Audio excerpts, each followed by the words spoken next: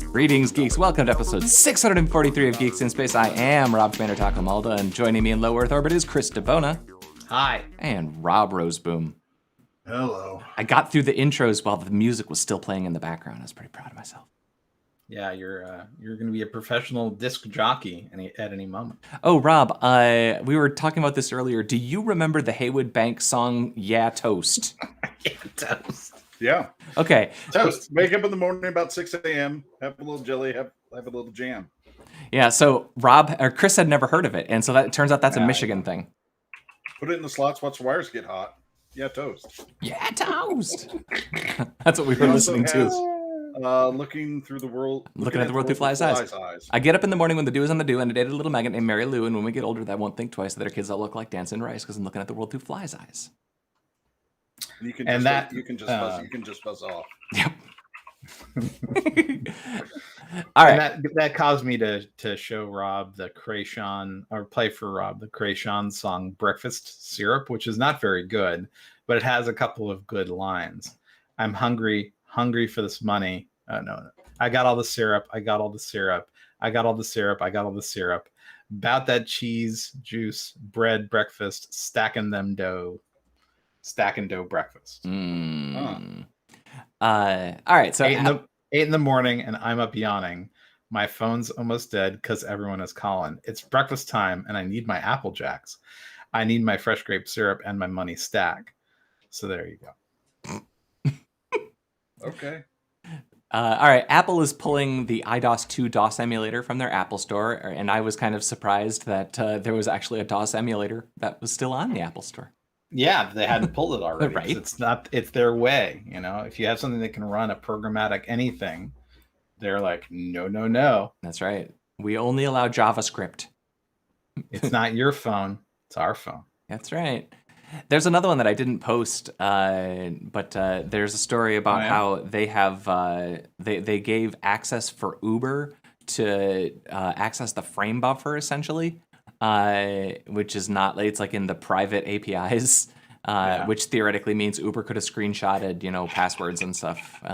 So interesting. Well, Uber sort of famously geofence their app. So if you did it from the testing center for Apple or from Apple's campuses, it would show you a different result and pricing than it would if you were outside of those geofenced areas. Well, that's no different than like the airlines, right? They almost got pulled from the Apple Store. They Travis Kalanick had to go prostrate himself before Tim Apple. Tim Apple. It is amazing to me the lengths that people will go to do that sort of thing. Yeah, like you have to know. You have to know, but also it's like at some point you're just propping up that which you hate. I get it, but it's like the thing with Facebook. I'm like, there's a point where Facebook can just say, well, if our users want it bad enough, Apple's just going to have to conform. That's right. And I guess that's the status of their fight with it. Hey, Apple. I like watching those guys Android. fight. I like watching them fight. That's fun for me. Oh, because it's like whoever wins, no one loses. I mean, the only people I guess that lose right now would be maybe the Facebook shareholders, of which I guess theoretically we all are if we own index funds. But yeah, if you own index funds, you probably have Facebook shares, but you also have Apple shares. Yeah, I have all, so whatever. So, I don't care. I don't let myself buy stock. Yeah, no, that's a fool's game. All right, let's see. So the Tesla Autopilot, it's making mistakes, and it apparently thinks that the moon is a traffic light. So I guess drive only during the day, although I don't know what it thinks the sun is.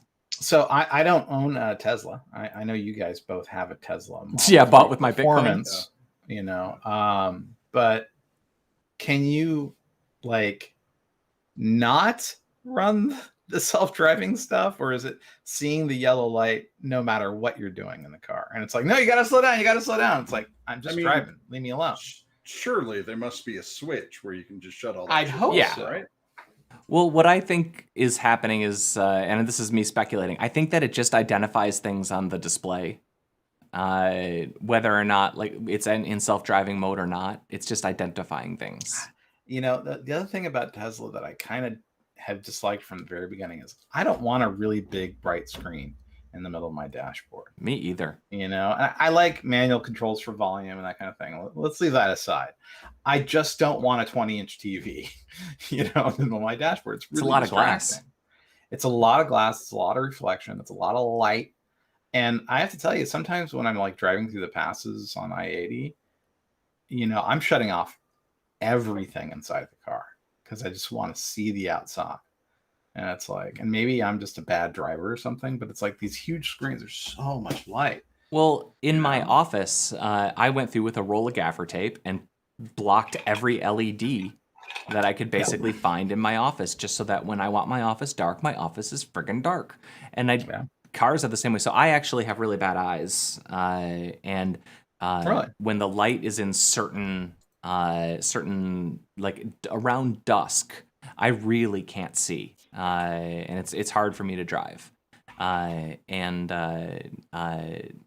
I would like is just like total darkness in there. Like I don't want distracting flickery lights. But I mean, I don't know. It is what it is, I guess. Yeah, that's pretty funny. Because we had this huge moon. It wasn't any bigger statistically. It wasn't like a super moon. Well, they keep calling it dumb things like super blue extra moon, and I'm like, it's just the moon. If the moon really changed diameter for us, we'd all be dead. Look, I don't know what to tell you, man. I'm under a heat dome right now. All I know is that every year, the heat dome magnifies the moon into a super heat dome moon. All I know is that every year, normal things have to be given new, scarier names in order to get me to click on their links. Yeah, you're not wrong. All right, so maker of dubious $56,000 Alzheimer's drug offers cognitive test no one can pass. This story is just ridiculous. I almost wish that this was a story from Rob Roseboom, because this is like spot on one of his parodies. Like he's like, well, it looks like you're gonna need the drug. You haven't passed the test. Shocking. Yeah, if you actually read the list of things like, have you ever forgotten something? That is literally what the test is. Have you forgot where your keys were? Do you sometimes forget number sequences? Just if so, take this drug. And the best part is the drug failed a trial previously. They did some adjustments, put it through trial again, and they found that there's no proof it actually helps Alzheimer's or your memory whatsoever. I like the sentence that you highlighted, Chris. Do you ever feel more anxious or irritable than you typically do? So by definition, wait, isn't that typical then? By definition, that means every single human alive has to sometimes feel a little more anxious than usual. Do you ever forget things? I forgot the codes that Running Man needed to enter in order to disable. I know there was an 83 in there. I know there's a B in the middle too. But I forgot that code, guys. PVX? 83? It's Alzheimer's. But see, that's why we have the internet. The internet can tell us the code. $56,000 is what it costs you to get that drug a year. I mean, it ain't insulin money. Proven to do nothing. Yeah, I'm gonna start. My placebo business is gonna make mad bank. It's just, for me, it's one of the grossest industries, for sure. Right? I understand it does a hell of a lot of good for a lot of people, but I mean, it's also kind of gross. The thing I think that makes me the angriest is when something that can be used for good is marketed by somebody who uses evil marketing techniques in order to distribute something that is or they go and they take something that has been generic and then they change a molecule so that they can patent it and start selling it again. And that's how you get zombies. No. Yeah, it's just well, like we have family members with heart issues, and every time you go to the heart doctor, you get prescribed all the latest stuff, and all of that stuff is crazy expensive, and it's like all been repatented, and sometimes there's even generics. And it's like, oh man, that's super sketchy, man. Well, let's see. There's a new Ghostbusters trailer. Ghostbusters Afterlife. There's It looks very really little- good. There's So. very little new in it, though. No, I don't know about Lots. that. I mean, Lots of the sequences you've seen in other trailers leading up to it. Did they show Annie Potts in Yes. the other one? oh, and the other one, I don't know. Because this showed Annie Potts, and then I don't know if that's And then meant to be Bill Murray remote at the end. control Ghost Collector was pretty cool. It sounds like Dan Aykroyd at the end. Was Yeah. it? I couldn't catch the voice. I only watched it the once. Let's go and try to get it to. It's Dan Aykroyd. Is it? Good for him. Okay, here we go. Ready? Yeah.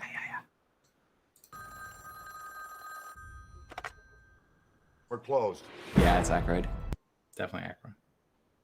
That's cool. I'm skeptical of that movie, but I'll watch it. I mean, this is exciting. I wonder what crappy Midwestern town they used to film it in, One of mine. It's probably like,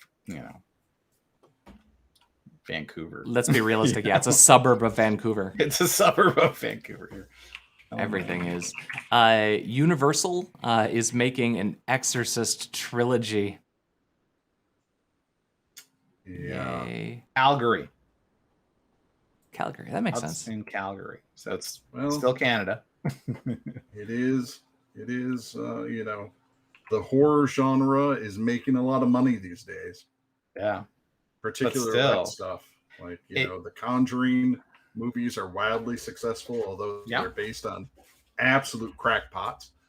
Sure. I mean, more so than you would think. There's a lot of quackery involved in all that, but those movies in particular, yeah. The first time I ever saw The Exorcist was with Chris DeBona. Oh yeah. Oh, that's right. Yeah, we saw it in Atlanta. Yeah. It had been a while since I had seen it when we saw it in Atlanta. I haven't seen it since. I'm trying to remember. Potter said something during the pea sequence, the green pea soup sequence, when she barfs and rotates her head. He said something and cracked up the entire theater, and I'm trying to remember what it was. Probably like, oh, this is making me hungry. For sure. People are speed running the new Google Doodle.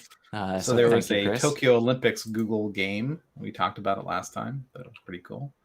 I clicked through on some of those mini games. They're cute. They are. It's a very cute doodle. I suspect that the you ready? budget of that doodle is a lot. All right, are you ready for this? Do it. Go.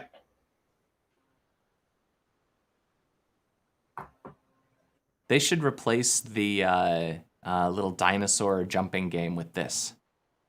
I like the dinosaur jumping game. Yeah, but wouldn't you rather have this? I don't know.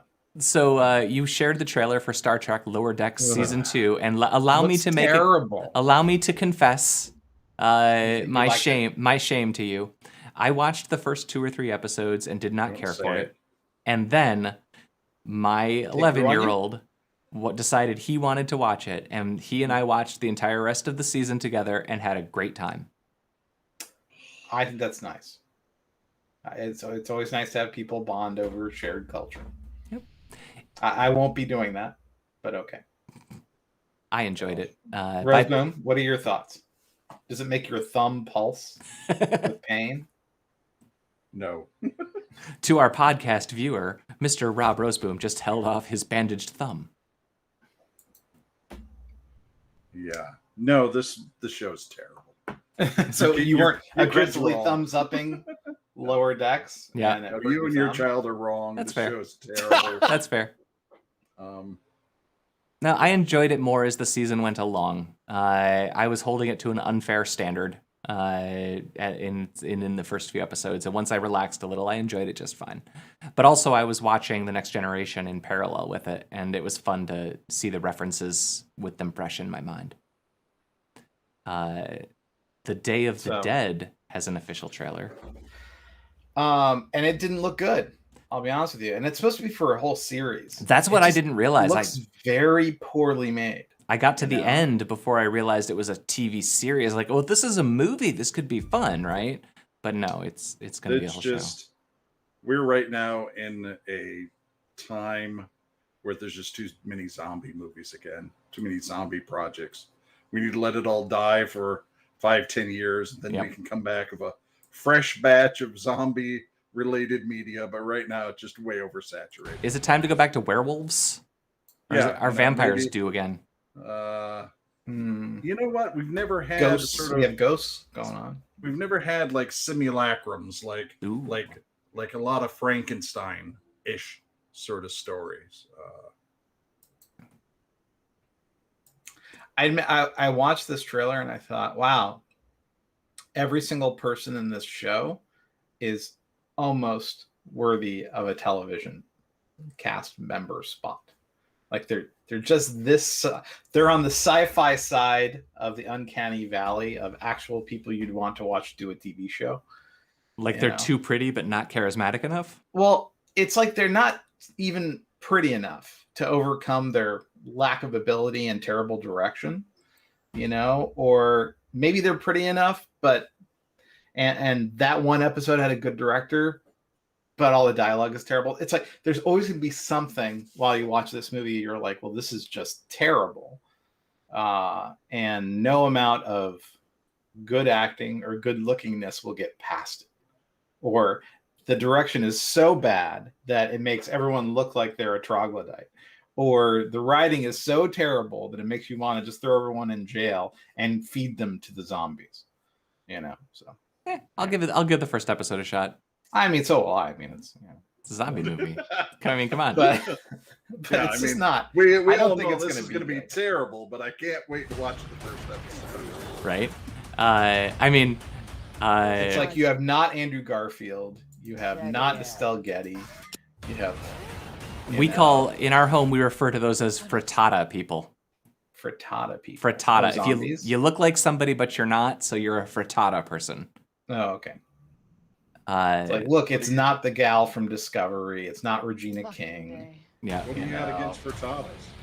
They're delicious. Until this morning. So, let's see. Army of Thieves looks which is even a prequel. A prequel, which looks even worse. I don't know. I think this. So this guy, the main guy, the blonde German dude, he's got so much charisma. I think he can carry kind of anything. Like it's probably gonna be fine from an execution standpoint, and it's got him. I think they can pull it off because he's so freaking charming. Is Snyder directing it or just producing it? I think he's just producing this one. I hope so. I mean, look at that beautiful B-roll. We've been watching. It's got the girl from Game of Thrones. Like they have all these charming people, and it probably a so-so story, but it'll be fun to watch. So I'm actually looking forward to this. And I liked Army of the Dead's first 15 minutes. As you mentioned. So maybe as a prequel, this is the good half that ends in the opening credits that were good. Yeah, maybe. Yeah, I can't quite figure out. Like they reference that the zombie apocalypse has started in the United States in there. Right. So apparently it hasn't reached Europe yet.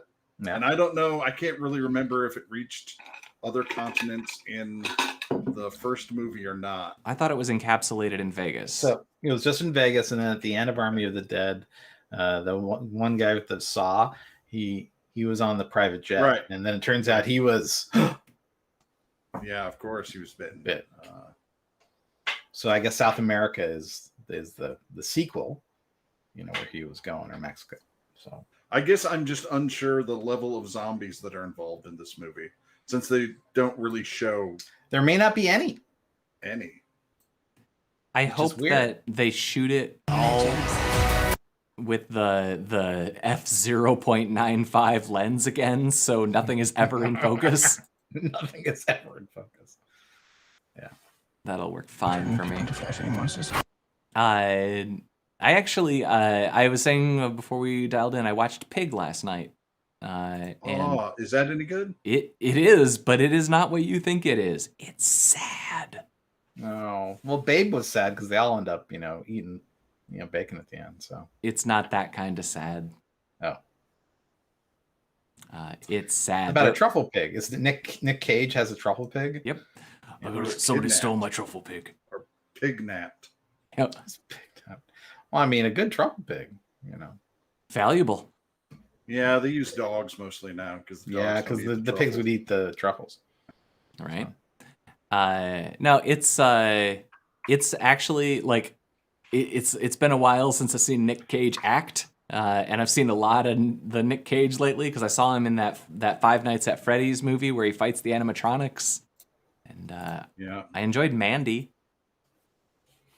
Yeah, so he was in some really, really odd ones. Like he was in some weird sort of horror movies, like the Vampire's one Kiss, where he's a witch hunter or whatever. I can't remember what that one was called. Yeah, I know what you're talking about too. Yeah, I know. But starting with Mandy, he was in a lot of ultraviolet, really out there kind of horror movies. He was in Color Out of Space too. Yeah, so. that's a crazy movie. I've never seen it. I've heard that. That's good. I'm not sure that I'd call it good, but it's worth watching. Good, but I heard it. You should watch it. I haven't watched it, but I know the Lovecraft story, and I don't. It's a weird one to turn into a movie. I mean, he's been in Raising Arizona. Well, that's the thing is I'm going to watch me some Nick Cage later today. Yeah, that might be my favorite Nick Cage. But no, Pig is worth watching. And I also watched Rob. He's a member of the Yang Gang. I just wanted to take a brief moment, Rob, and tell you that Turbokit made me so happy. Dude, I'm so sad you've watched that. That was my next movie. Well, then I found it in like a month ago. And I'll watch it again. Yeah. They're 2015 Turbokit? Yeah. It is like a $60,000 kiss, an homage to 80s apocalyptic sci-fi horror. What's it about? Is your pick next, Rob? It's rad. No. Yeah, because I'll totally watch it again. But I could not believe how weird it is and how just committed it is to what it is. This looks fantastic. Are you kidding?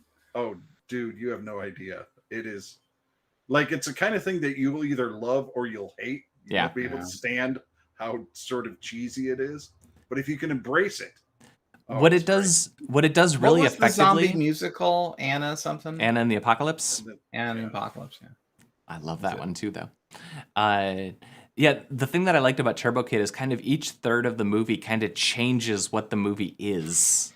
You know, the first movie is just like he's a scavenger trying to survive, kind of like Rey at the beginning of the last Star Wars 7 or whatever. Force Awakens. But then, like, the second part of that movie is just way different. And then when they reveal Apple's whole deal, it's just a whole different movie. So you think it'll be better than Day of the Dead? I will enjoy it more. But it's also like a winking nod to a genre that I adore. The scrappy kid up against the adult world. Well, it's kind of starting off with it feels like an Amblin kind of movie, and then it becomes different, man. Then it becomes sort of Mad Max-ish. Yep. A little bit. Have you ever seen A Boy and His Dog? Yep. Oh my gosh, yeah, that's a great movie. Yep. Although if we return to it, I'd probably be like, that didn't work. That didn't age well. Yeah.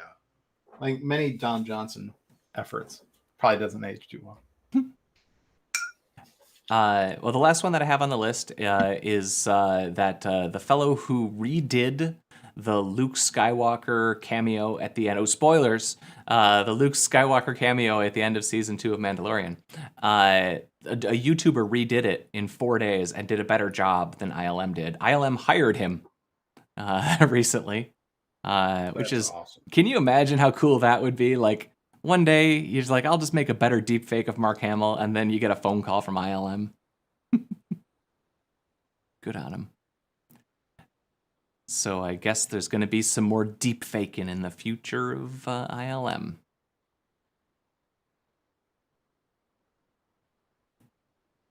Silence. Oh, it looks like Chris is muted. That's our problem now. Sorry, I was just watching it in another tab. I thought I had shared it. But yeah. No, his redone deepfake is noticeably better than the original ILM one. Yeah, it is. And he said he did it Look in at that. 4 days. And that's just a paused screen. In motion, it's actually a little better too. It's just a little bit closer to that uncanny valley line. Man, I watched that scene like 10 times. Yeah, it's way better. Yep. The lighting. I mean, his eyeball is not terrible, you know. So yeah. No, I'm telling you, man, we are within a few years. I don't know if it's 5 years or 10, but you're going to be able to pull a drop-down menu, click on a face on a video clip, and convert it. It's going to be that easy. Yeah. And it's going to be terrifying. Will you be afraid? Very afraid. I'll be very afraid. All right, It'll folks. be an OBS plugin, and suddenly I'm Bros Boom with my broken hand, and you're in. We're already so close to that because, like, we've got the infrared, whatever, the radar camera thing on the iPhones that lets you animate your face. Mm-hmm. Like, how hard will it be to connect up that logic to a deepfake model? Because the expensive part is building the model. This Brio camera has the infrared painting on it, so yeah.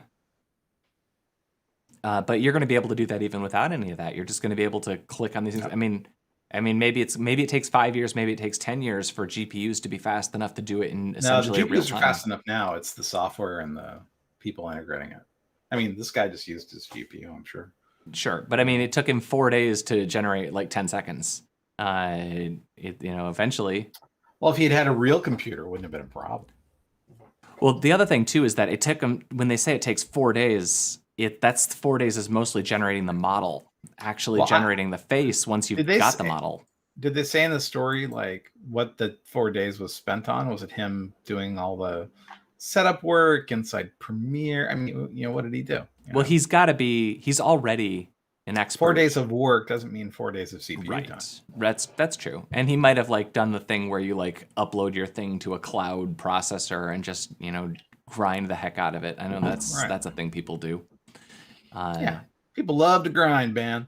But I mean, all it says is 4 days of work. It doesn't say what kind of work. But once you've got the model generated, I mean, those things can take like a weekend or two. Because the Corridor crew does this stuff a lot, right? And they talk a lot about the details of it. And I don't know. They love to talk. Yeah, they do.